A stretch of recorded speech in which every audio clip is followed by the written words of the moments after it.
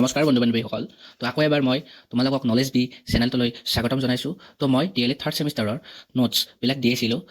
পোনপ্ৰথমে মই unit 1 concept and process of learning সেই ইউনিটটোৰ নোটছবিলাক দিছোঁ।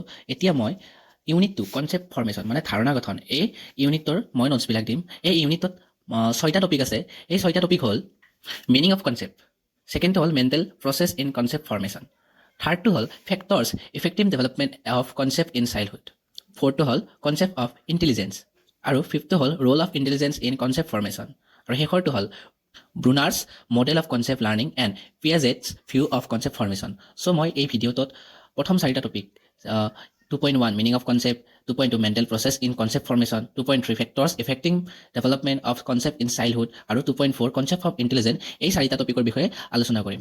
আৰু লাষ্টৰ 2.5 এণ্ড 2.6 এই টপিক দুটা অলপ দীঘলীয়া, গতিকে মই নেক্সট এটা ভিডিঅ'ত এই টপিক দুটাৰ বিষয়ে তোমালোকক নোটছ দিম। তো সেই ভিডিঅ'টো মই ছেকেণ্ড পাৰ্ট বুলি ডেছক্ৰিপশ্যনত লিংকটো দি দিম। তো পোনপ্ৰথমে মিনিং অফ কনচেপ্ট মানে ধাৰণা গঠন।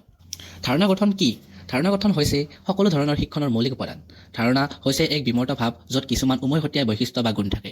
ইয়াক বিভিন্ন ভাগত ভাগ কৰিব পাৰি, যেনে অনুক্ৰম নীতি বা যুক্তি নিৰ্ভৰ নীতি, যে এক নিৰ্দিষ্ট আয়োজনক সূচায়।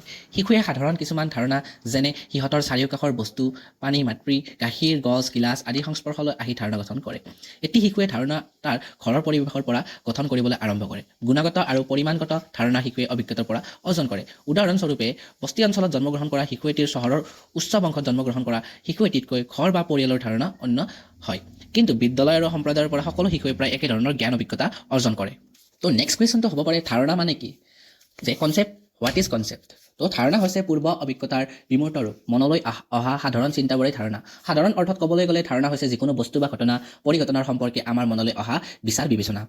ইয়াতে আমাৰ প্ৰথম যিটো টপিক আছিল 2.1 মিনিং অফ কনচেপ্ট ইয়াতে শেষ হ'ল। তো next point mental process in concept formation অৰ্থাৎ ধাৰণা গঠনত মানসিক প্ৰক্ৰিয়া, এই টপিকটোৰ বিষয়ে আলোচনা কৰা হওক। তো ধাৰণা গঠন হৈছে মানৱ মনৰ এক গুৰুত্বপূৰ্ণ প্ৰক্ৰিয়া য'ত বিভিন্ন তথ্য আৰু অভিজ্ঞতাৰ আধাৰত নিৰ্দিষ্ট ধাৰণা বা তথ্য গঠন কৰা হয়।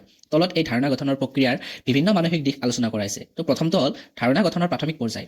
এই পৰ্যায়ত ব্যক্তি বিশেষ অভিজ্ঞতা বা তথ্যৰ সংগতি কৰে। এজন ব্যক্তি পৰিৱেশৰ পৰা প্ৰাপ্ত তথ্য সংগ্ৰহ কৰে আৰু মগজুৱে সেই তথ্যৰ ওপৰত চিন্তাশীল হৈ উঠি প্ৰাথমিক ধাৰণাসমূহ গঠন কৰে। তো নেক্সট দ্বিতীয়টো হৈছে চিন্তাৰ বিশ্লেষণ। মানসিক প্ৰক্ৰিয়াত ব্যক্তিয়ে সংগ্ৰহ কৰা তথ্যসমূহৰ তুলনা কৰে, একে ধৰণৰ ঘটনা বা বস্তু একেটা শ্ৰেণীত ভৰ্তি কৰে। এই ধৰণৰ বিশ্লেষণৰ জৰিয়তে নতুন ধাৰণাসমূহৰ সৃষ্টি হয়। সাদৃশ্য আৰু বিৰোধিতাৰ চিনাক্তকৰণ, এইটো হ'ল তৃতীয় নম্বৰ। তো মানসিক প্ৰক্ৰিয়াৰ অন্য এটি দিশ হৈছে সাদৃশ্য আৰু বিৰোধিতাৰ চিনাক্তকৰণ। এই প্ৰক্ৰিয়াত ব্যক্তি সাদৃশ্যযুক্ত বস্তুসমূহক এক শ্ৰেণীত ভৰ্তি কৰে। চতুৰ্থটো হ'ল অভ্যাস আৰু অভিজ্ঞতাৰ ভূমিকা। ধাৰণা গঠনত ব্যক্তিগত অভ্যাস আৰু অভিজ্ঞতাই গুৰুত্বপূৰ্ণ ভূমিকা পালন কৰে। অভিজ্ঞতাৰ পৰা মানুহে বুজিব পাৰে যে এইটো বস্তু কেনেকুৱা, তাৰ ব্যৱহাৰ কেনেকুৱা। পঞ্চমটো হ'ল ভাষাৰ প্ৰভাৱ। ধাৰণা গঠন প্ৰক্ৰিয়াত ভাষাই উল্লেখযোগ্য ভূমিকা পালন কৰে। ভাষাৰ জৰিয়তে মানসিক গঠন সহজ হয়, কাৰণ এটি শব্দ বা বাক্যই একেটা ধাৰণা পৰিষ্কাৰ ৰূপত প্ৰকাশ কৰে। তাৰপিছত 6 নম্বৰটো হ'ল আৱেগৰ প্ৰভাৱ। ধাৰণা গঠনত ব্যক্তিৰ আৱেগিক অৱস্থাৰো প্ৰভাৱ থাকে। ধনাত্মক মানসিক অৱস্থাই ব্যক্তিক নতুন ধাৰণা শিকাত উৎসাহিত কৰে আৰু ঋণাত্মক অৱস্থাই শিকাৰ প্ৰক্ৰিয়া বাধা দিব পাৰে। তো 7 নম্বৰটো হ'ল সৃজনশীল চিন্তা। মানুহৰ সৃজনশীল চিন্তাই নতুন ধাৰণা গঠনত সহায় কৰে। মগজুৱে তাত থকা সৃজনশীল অংশই সদায় নতুন আৰু অজান বিষয়সমূহৰ ওপৰত কাম কৰি ধাৰণাসমূহ উদ্ভাৱন কৰে।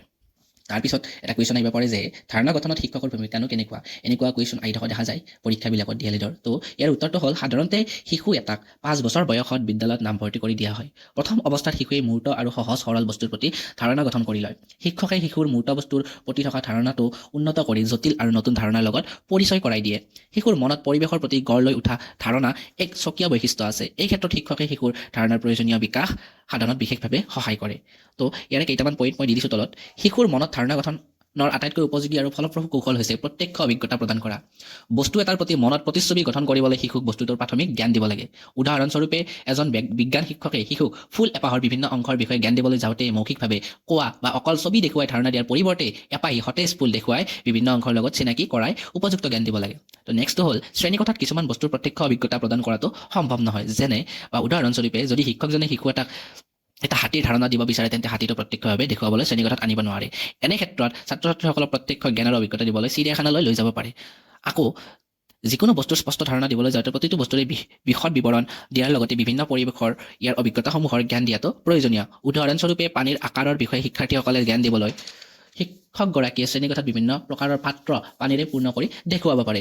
এইদৰে প্ৰত্যক্ষ অভিজ্ঞতাৰ জৰিয়তে শিক্ষাৰ্থীসকলে পানীৰ আকাৰৰ বিষয়ে জ্ঞান আহৰণ কৰিব যে পানীৰ কোনো নিৰ্দিষ্ট আকৃতি নাই। তো তাৰ পিছতটো হ'ল নতুন ধাৰণাৰ শিশুৰ মনত সহজে গঠিত নহয়। সেয়ে শিক্ষকে মনোযোগ দিব লাগে যাতে নতুন ধাৰণাৰ লগত পুৰণি ধাৰণাক মিল থাকে। তদুপৰি নতুন ধাৰণাৰ বিভিন্ন বৈশিষ্ট্যৰ সম্যক জ্ঞান প্ৰদান কৰাটো প্ৰয়োজনীয়। উদাহৰণস্বৰূপে এটা গৰুৰ বিষয়ে ধাৰণা দিওঁতে ৰং আৰু আকাৰৰ জ্ঞানো দিব লাগে। শিক্ষকে শিশুক নিজ নিজ ধাৰণা গঠনত উৎসাহিত কৰিব লাগে। শিশুক ধাৰণা দিওঁতে উদাহৰণ সহকাৰে দিব লাগে যিয়ে তেওঁলোকৰ মনত স্পষ্ট ধাৰণা গঠন কৰে। তো তাৰ পিছৰ টপিক 2.3 তো দিয়া আছে factors affecting development of concepts in childhood. শিশুৱস্থাৰ সময়ত ধাৰণাসমূহ গঠনত ওপৰত প্ৰভাৱ পেলোৱা কাৰণসমূহনো কি কি? তো ইয়াৰ এটা মই বহল নোট দি দিছোঁ, তোমালোকে চাই লোৱা যে শিশু জীৱনৰ প্ৰথম অৱস্থাতে বিভিন্ন ধাৰণা আৰু জ্ঞানৰ বিকাশ ঘটে। এই বিকাশ বিভিন্ন কাৰকৰ দ্বাৰা প্ৰভাৱিত হয়। তলত এইবোৰ প্ৰধান কাৰকৰ বিষয়ে বিৱৰণ দিয়া হৈছে। যেনে প্ৰথমটো হ'ল পৰিয়ালৰ প্ৰভাৱ। পৰিয়াল শিশু গঠনৰ মূল আধাৰ। পৰিয়ালৰ আচৰণ, শিক্ষা আৰু মূল্যবোধে শিশুৰ ধাৰণাৰ ওপৰত গভীৰ প্ৰভাৱ পেলায়। অভিভাৱকৰ সহানুভূতি, শিক্ষাদান পদ্ধতি আৰু দৃষ্টিভংগীয়ে শিশুৰ মানসিক বিকাশত গুৰুত্বপূৰ্ণ ভূমিকা পালন কৰে। তো দ্বিতীয়তে হৈছে সামাজিক প্ৰভাৱ। শিশুৰ পাৰিপাৰ্শ্বিকতা তথা বন্ধু বান্ধৱৰ মাজত থকা পৰিৱেশে তেওঁৰ ধাৰণা বিকাশত প্ৰভাৱ পেলায়। সামাজিক আন্তঃক্ৰিয়াৰ জৰিয়তে শিশুৱে নতুন নতুন চিন্তাধাৰা আৰু অভিজ্ঞতা লাভ কৰে। তাৰপিছত তৃতীয়টো হ'ল বংশগত বৈশিষ্ট্য। জিন আৰু বংশগত বৈশিষ্ট্যসমূহ শিশুৰ বুদ্ধি, চিন্তাধাৰা আৰু ধাৰণা শক্তিৰ ওপৰত প্ৰভাৱ পেলায়। কোনো শিশুৰ জন্মগতভাৱে বিশেষ ক্ষমতা থাকে যাৰ ফলত তেওঁলোকৰ বিকাশৰ গতি অধিক হয়। তো চতুৰ্থতে হ'ল পৰিৱেশৰ ভূমিকা। শিশুৰ শাৰীৰিক আৰু মানসিক পৰিৱেশৰ ধাৰণা বিকাশত অতি গুৰুত্বপূৰ্ণ। পুষ্টিৰ অভাৱ, পৰিৱেশগত অশান্তি বা দৰিদ্ৰতাৰ দৰে সমস্যাই বিকাশ বাধাগ্ৰস্ত কৰিব পাৰে। অন্যদিশে উৎসাহজনক আৰু শিক্ষামূলক পৰিৱেশে শিশুৰ ধাৰণা গঠনত সহায় কৰে। তো তাৰ পিছৰটো হ'ল খেল আৰু মনোৰঞ্জন। খেল আৰু মনোৰঞ্জনমূলক কাৰ্যকলাপে শিশুক চিন্তাশীল আৰু সৃষ্টিশীল ধাৰণা বিকাশ কৰাত সহায় কৰে। খেলা ধূলা তথা চিত্ৰাংকন, গল্প শ্ৰৱণ আদিৰ শিশুৰ মানসিক ক্ষমতা বৃদ্ধি কৰে। তাৰ পিছৰটো হ'ল মানসিক স্বাস্থ্য। শিশুৰ মানসিক স্বাস্থ্য সুস্থ থাকিলে ধাৰণা বিকাশত সহায়ক হয়। শিশুৰ আত্মবিশ্বাস, ভয়-ভীতি আৰু অনুভৱৰ ওপৰত ভিত্তি কৰি ধাৰণাৰ বিকাশৰ দিশ নিৰ্ভৰ কৰে। তো সপ্তমটো হ'ল শিক্ষাৰ প্ৰভাৱ। বিদ্যালয় আৰু শিক্ষকৰ ভূমিকা শিশুৰ ধাৰণা গঠনত অতি গুৰুত্বপূৰ্ণ। শিক্ষা প্ৰক্ৰিয়াত বিভিন্ন ধাৰণাৰ বিকাশ কৰে, যেনে ভাষা, গাণিতিক ক্ষমতা আৰু নৈতিক শিক্ষাৰ বিকাশ। শিক্ষকৰ প্ৰশংসা আৰু সমৰ্থনে শিশুক নতুন ধাৰণা গঠন কৰিবলৈ উৎসাহিত কৰে। শিশুৰ ধাৰণা গঠনত পৰিয়াল, বিদ্যালয়, সামাজিক পৰিৱেশ, বংশগতি আৰু মানসিক পৰিৱেশৰ দৰে বিভিন্ন কাৰকে একেলগে গুৰুত্বপূৰ্ণ ভূমিকা পালন কৰে। এইবোৰৰ সঠিক সমন্বয়ে শিশুৰ সঠিক বিকাশ নিশ্চিত কৰিব পাৰে। তো ইয়াৰে পিছত 4 নম্বৰটো অৰ্থাৎ 2.4 টপিকটো আছে কনচেপ্ট অফ ইণ্টেলিজেন্স, বুদ্ধি বা বুদ্ধিমত্তাৰ ধাৰণা। তো বুদ্ধিৰ ধাৰণানো কি? তো ইয়াৰ উত্তৰটো হ'ব প্ৰত্যেক মানুহৰ মানসিক যোগ্যতা বেলেগ বেলেগ। ব্যক্তিৰ মানসিক যোগ্যতাৰ ভিত্তিতেহে শিক্ষা ব্যৱস্থা পৰিকল্পিত হোৱা উচিত। সাধাৰণ অৰ্থত মানুহৰ মানসিক যোগ্যতাকে বুদ্ধি বা বুদ্ধিমত্তা বুলি কোৱা হয়। ফ্ৰান্সৰ আলফ্ৰেড বিনেই বুদ্ধিৰ ধাৰণা আগবঢ়াইছিল। বিনেৰ মতে বুদ্ধি হ'ল বিচাৰৰ ক্ষমতা, উপলব্ধিৰ ক্ষমতা আৰু যুক্তি প্ৰদৰ্শনৰ ক্ষমতা। ৱাটৰ মতে বুদ্ধি হ'ল জন্মগত মানসিক বিচক্ষণতা। বুদ্ধিৰ বৈশিষ্ট্যসমূহনো কি লিখা? তো বুদ্ধিৰ বৈশিষ্ট্যসমূহ তলত লিখা হৈছে। প্ৰথমটো হ'ল বুদ্ধি অনাৰ্জিত বা মৌলিক শক্তি। দ্বিতীয়টো হ'ল বুদ্ধি পাৰিৱেশিক প্ৰভাৱমুক্ত এক উচ্চস্তৰীয় মানসিক ক্ষমতা। তৃতীয়টো হ'ল বুদ্ধিৰ মাজত সমূহ মানসিক প্ৰক্ৰিয়াৰ সুস্থ সংগঠন দেখিবলৈ পোৱা যায়। চতুৰ্থতে হ'ল বুদ্ধিৰ সৰ্বব্যাপকতা আৰু পৰিৱৰ্তনশীলতা বিশেষভাৱে লক্ষণীয়। পঞ্চমটো হ'ল বুদ্ধিয়ে নতুন সমস্যাৰ সমাধানত সহায় কৰে। তো তাৰে পিছৰটো হ'ল বুদ্ধিৰ সহায়ত নতুন পৰিস্থিতিত উপযুক্ত সংগতি বিধান কৰাটো সম্ভৱ হয়। তো তাৰ পিছৰটো হ'ল বুদ্ধিৰ দ্বাৰাই সম্বন্ধমূলক চিন্তা কৰাটো সম্ভৱ। আৰু শেষৰটো হ'ল অতীত অভিজ্ঞতাৰ পৰা উপকৃত হ'বৰ ক্ষমতা বুদ্ধিৰ পৰিচায়ক।